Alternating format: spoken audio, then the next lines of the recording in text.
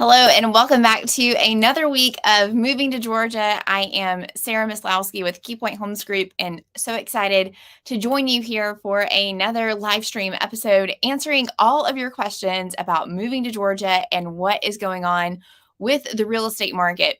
Today, we are going to be diving into why haven't home prices in the metro Atlanta area fallen yet, or will they? So we're going to be diving right into it and answering all of your questions and helping you kind of figure out what you should do if you're thinking about making a move here. Should you not move? Should you hold off on it? All of those things, we are going to dive into it and make sure that your questions get answered. Of course, if you're joining us, welcome. And I would love for you to let me know in the comments where you're watching from. It's always very exciting for me to kind of see where people are joining us from and where you might be considering making a move from. We always get people from Florida, New Jersey, occasionally California. We help a lot of California clients, actually. So yeah, I would love to know where you are watching us from. So if you are joining us tonight, we are talking about why haven't Metro Atlanta home prices fallen yet? And I'm curious to know what you think. Do you think home prices are going to fall? Please let me know in the comments and let's have a discussion around that. So if you've watched my channel and if you've joined me in any of the previous live streams over the past couple of weeks, you will know that we have talked a lot about Metro Atlanta home prices and what is going on. And the key word here to why home prices haven't fallen is the magic word of inventory. There just simply are not enough houses for sale here in the Metro Atlanta area to meet the buyer demand that we currently have. And you're probably thinking, but Sarah, isn't buyer demand a little bit lower right now because interest rates are higher? Yes and no. So let's rewind and let's go back to what happened during the pandemic. So we had record low interest rates. All of these buyers came to the market and a lot of people wanted to buy houses. Well, sellers at that time were a little bit scared to put their home on the market, but then we kind of figured out like, hey, people are getting gangbusters prices for their house. Now is a great time to sell. So sellers put their home up for sale. All the buyers wanted to relocate, move, have the flexibility and freedom of having bigger houses, homes with pools, homes with big yards. And the record low interest rates created a buying frenzy. And so we got into a situation where we had a lot of multiple offer situations here in the Metro Atlanta area. There were some fierce competition to get houses under contract. And there's a lot of buyers that just simply could not compete during that market. Buyers didn't have an extra $50,000 in cash to waive appraisal contingencies. A lot of people didn't feel comfortable with waiving inspection contingencies. And so a lot of people have kind of been on the sidelines for a good couple of years.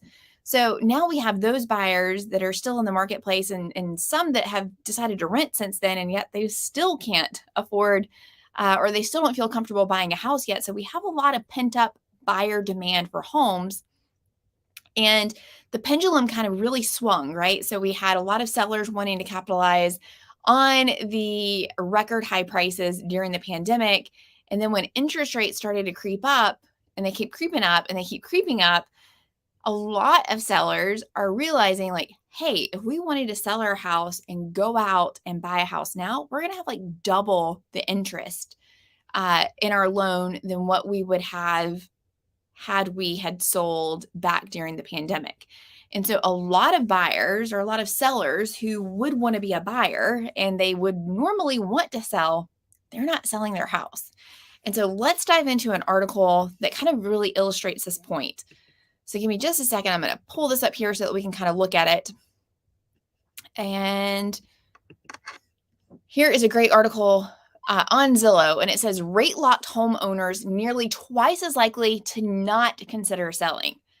A recent Zillow survey found that homeowners who report buying their home at lower mortgage rates are less likely to sell their home and move. And this is exactly what we're seeing of why there's not homes for sale in the Metro Atlanta area.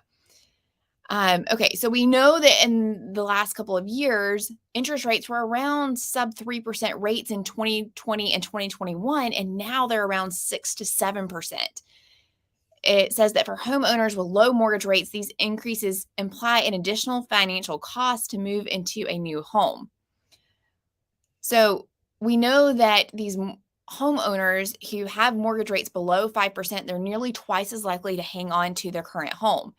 And so you have to know that 47% of homeowners paying a mortgage, 5% already have their house listed for sale. So it says, sorry, go back. It says, in fact, of homeowners who reported plans to sell, 47% of those paying a mortgage above 5% have already listed their homes for sale. So if they had a higher mortgage rate, they're like, let's go ahead and sell. What's 1% more? It says on the flip side, however, homeowners already paying a lower interest rate maybe, okay. I filmed this in my basement and upstairs, my husband just decided to work on a project. And so that loud noise that you heard, I'm sure you did. So yeah, we'll have to talk to him a little bit, but good for him for wanting to take on a project. Okay, back to this article. So only 20% of homeowners with a mortgage rate of below 5% are considering selling their house. And what we're really seeing how this play out in the market is that,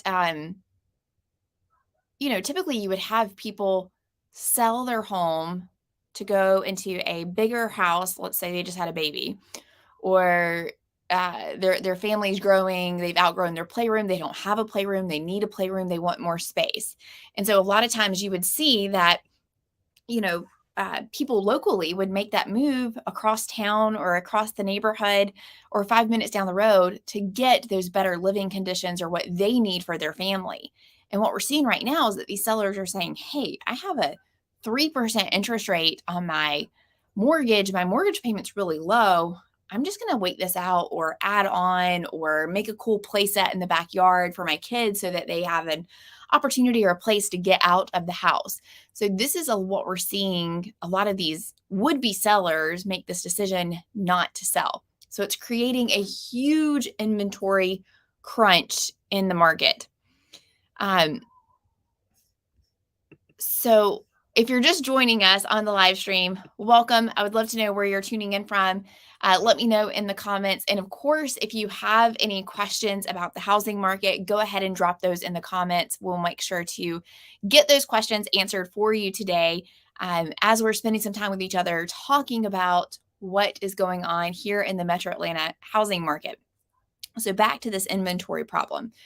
That is largely the reason why we have not seen home prices falling, is because you have a lot of buyers that want to buy a house right now, and there's little amount of inventory, a little amount of homes to buy. And so the sellers are in a really good position. They have something that everyone wants. And so it is still a strong seller's market. So I have some fun kind of data and graphs for us to dig into. And so I'm going to share that with y'all. And these are numbers just not only here, these numbers represent national trends, but this is for sure what is playing out here in the Metro Atlanta area. Let's see. We'll come back to that. All right. Here is typically we say that a balanced market is when we have 6 months supply of inventory on the market. Anything above 6% is where it is a buyer's market, where you as a buyer have a lot of negotiation room in making offers and you have a lot of control. That means that there's more buyers, or there's not a whole lot of buyers out there, and there's a lot of sellers wanting to sell their houses. We are in a seller's market where the month supply of inventory is less than 6 months. And so what that means is that if no new buyers were to enter the market, how long would it take to sell the current inventory? And right now, nationally, it looks like it's hovering between 3 to 4 months supply of inventory. Here in the Metro Atlanta area, we are about 1.5 months supply of inventory. So we're about half of what the national inventory is right now, which is why home prices here in the Metro Atlanta area have not come down. So this was a headline in Fortune magazine all the way back in December of last year. In December of last year, economists and news articles, they were saying that the sky was going to fall in the home in the home market. It says a 20% home price decline. 7 forecast models are leaning towards a crash. And newsflash, we saw a brief dip in home sales and home prices, and things have really turned around. And the reason that things have really turned around is because sellers have not put their homes up for sale. And so what happened in 2022 is that we had a dramatic drop in sellers selling their house. So you see this graph, it kind of compares 2017, 18, 19. You'll notice there's not 2020 and 2021 on this chart. And that's because those are what we call the unicorn years. These are kind of like anomalies in the real estate market because we had the pandemic and we also had incredibly low interest rates, which were unheard of, and we'll likely never, ever, ever see that again in our lifetime. So we can't really use that as a good data point. But we're now back to a kind of more normalized market, and yet it's still not a normal market. As you can see here, we have really, really low inventory, and that is why home prices have not dropped. It's kind of like going to an auction. When you have a lot of people wanting to bid on one thing that the auctioneer has, it's going to drive the price up. But if there's not a whole lot of people there to bid, then the auctioneer would have to drop the price until it came down to someone wanting to buy it. Another question that I frequently get asked is, what about foreclosures? And the market's going to crash and I want to buy a foreclosure. Well, this graph really kind of shows you that for the first 6 months of this year, foreclosure filings are a little bit higher than 2022, but not much. And if you look historically, it is still way below kind of like pre-pandemic numbers. Now, again, we can't look at 2020 and we can't look at 2021 because those were the unicorn years and there was some legislation in place preventing foreclosures during the pandemic. So those numbers don't really factor in much to comparison. But if we go back and look at 2019, there were 296,000 foreclosure filings within the first 6 months of the year compared to this year, which was only 186,000. So still record lows there. If we also kind of look at delinquencies, people that are behind on their mortgages, that has really drastically dropped off over the past year as well. So all economic indicators are going to the fact that there's not going to be a surge of inventory that comes on the market. And so it's still a really, really, really strong seller's market, which means home prices are not coming down.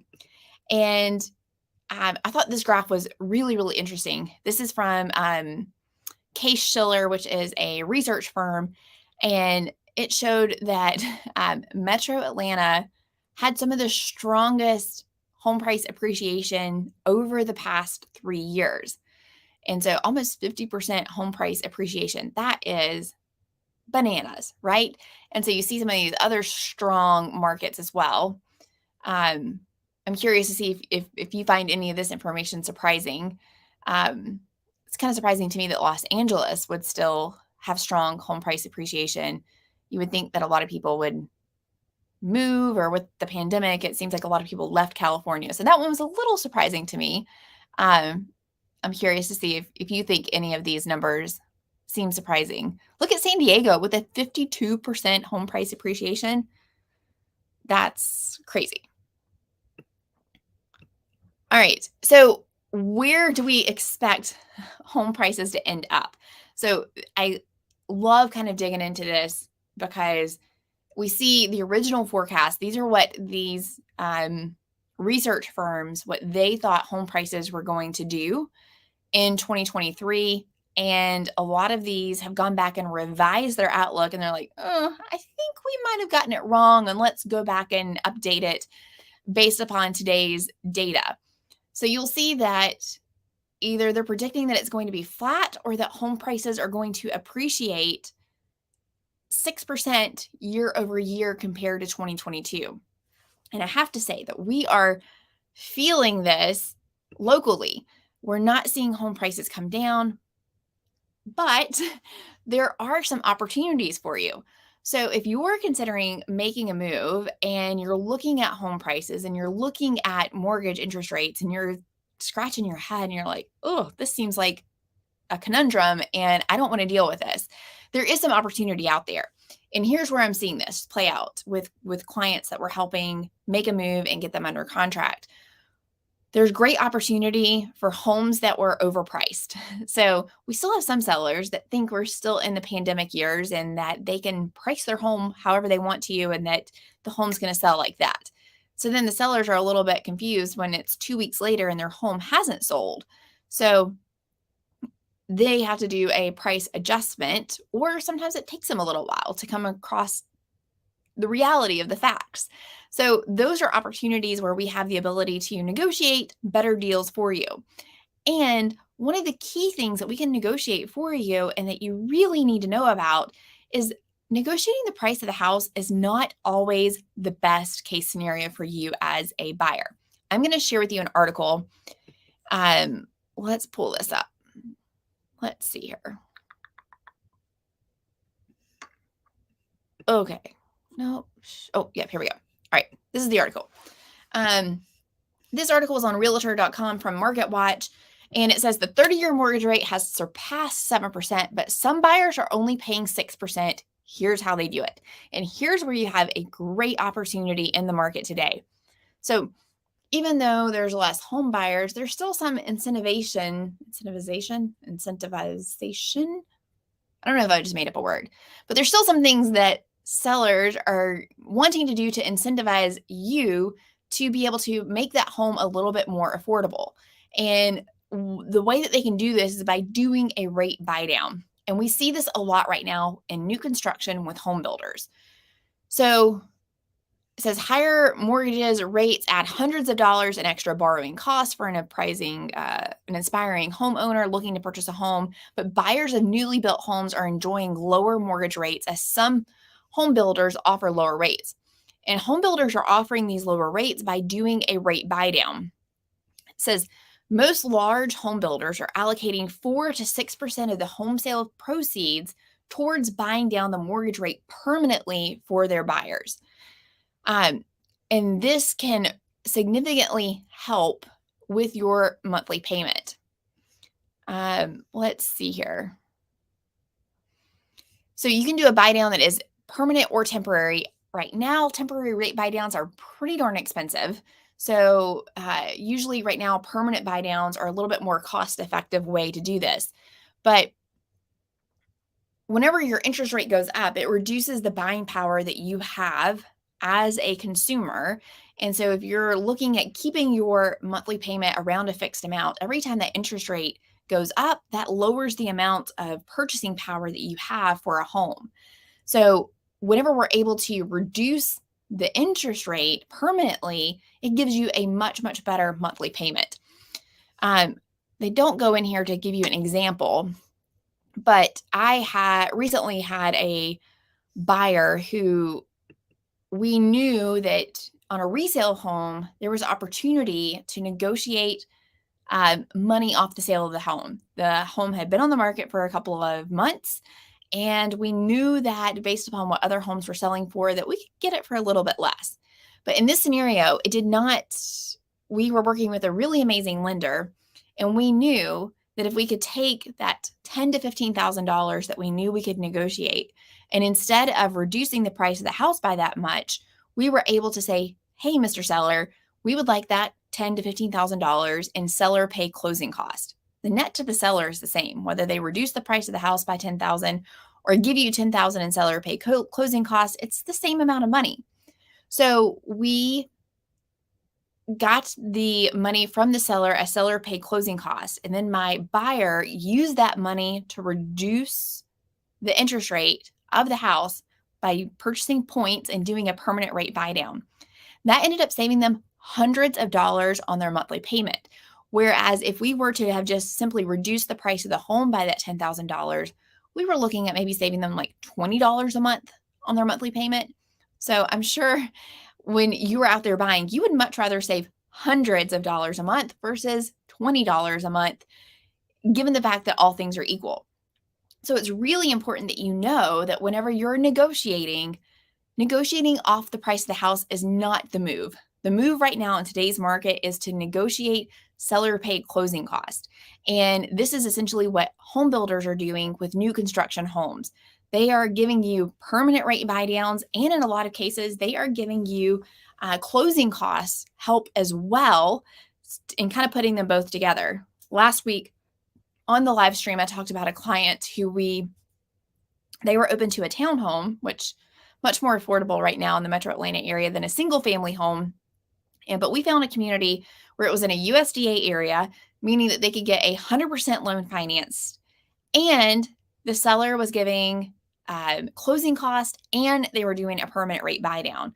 So you were able to purchase this brand new townhome with around 6% interest rate with zero money out of pocket. Like, you literally go to closing, sign the paperwork, and then you start doing the payments. No money out of pocket to buy this house. And so I thought that's a pretty darn good dream scenario in today's real estate market. So there are opportunities out there to be had and to be found. So if you are joining us, if you have questions about making a move, make sure that you drop those in the chat, answer those questions or ask those questions, and I'll make sure to get them answered. If you have any questions about the housing market, anything about loans or mortgages or potentially making a move, I would be happy to answer those questions.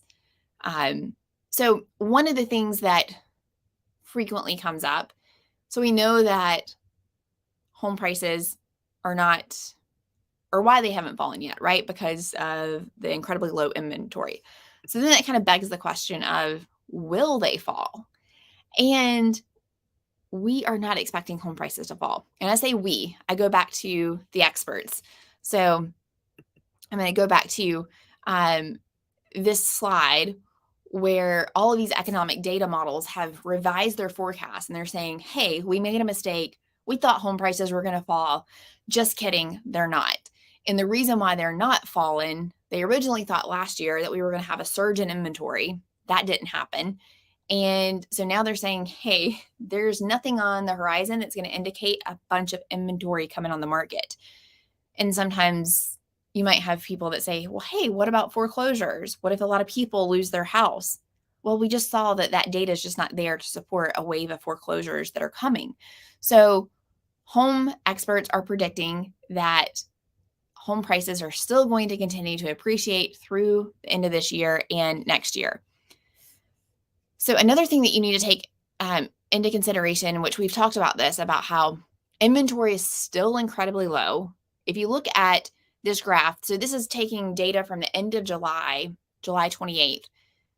The same week in 2019, we had 50% less houses for sale in 2023 than we did in 2019. That is why home prices have not fallen. There's simply a lot of buyers and few homes to sell. Therefore, sellers have the upper hand, and we are able to hold on to these home values. Now, a great question is, where do we see mortgage rates heading? And just how economists and experts kind of got it wrong at the beginning of this year. We kept hearing that, hey, interest rates are going to fall in the fourth quarter of in the second half of 2023. Well, they've now kind of pushed that out a little bit. And you see here on this chart, they are predicting that mortgage rates are going to start falling in the fourth quarter. That's just around the horizon here, that we're going to see these mortgage rates start to fall. And what do you think is going to happen when mortgage rates fall? We're going to see more buyers say, oh, now we're finally getting some good news in the housing market. Now is a great time to buy. Well, if more buyers come out and just a few more sellers come out, it's still a very, very strong seller's market, which means that home prices are not going to fall. So my expert prediction, based upon the data, based upon what economists are predicting, home prices are not going to fall. We're just simply returning back to a normal market where we're seeing, 4 to 6% year over year home price appreciation. Now, I do anticipate, and this is something that I share with you whenever we have a client consultation, we kind of have a strategy session talking about how to get you into a home and how to get you here to Georgia, is that if you have the flexibility of time, I strongly urge you to purchase a home sooner rather than later, because my fear is that when these interest rates start coming down, especially when we hit this predicted 6% in second quarter of 2024, home prices, they're just going to go up and the competition is going to go up. So maybe the $500,000 house that you could get today for 7%, that same $500,000 house might end up being $525,000 during the second quarter of 2024, not because home price appreciation has risen that much, but because the competition is going to force the price there. And we're going to get back into a lot of multiple offer situations where you're going to be paying over asking price just to be able to secure a house. Now, here's the thing. You can buy that $500,000 house fourth quarter of this year and get it with a 7% interest rate. And then when the interest rates fall next year to 6%, you can always refinance into that lower rate and you would have gotten the house at 500,000. So sometimes waiting isn't always the best answer. And yet I know that not everyone has the luxury of waiting. Or picking and choosing when you're going to make that move. You have to do the very best that you can with the information that you have whenever you have it. So if you're just joining us, I would love to know where you're joining us from the live stream. Where are you watching from? If you have any questions, please make sure you ask those down below. I love to interact and answer those questions for you as we're sitting here talking about what's going on in the housing market. So I feel like the biggest opportunities that you have in the Metro Atlanta area right now is in new construction. Not only are you getting a brand new home with a warranty, but you're also getting builders who have strong incentives to get you into that house, and they're doing those permanent rate buy downs. You can negotiate that on resale homes, and yet a new construction builder is going to have a little bit more power to give you a really good package deal, more so than what a resale home is going to have for you. So one thing, I'm going to share with you another article that I found that I thought was quite interesting. So let's see. Let me get that up for you.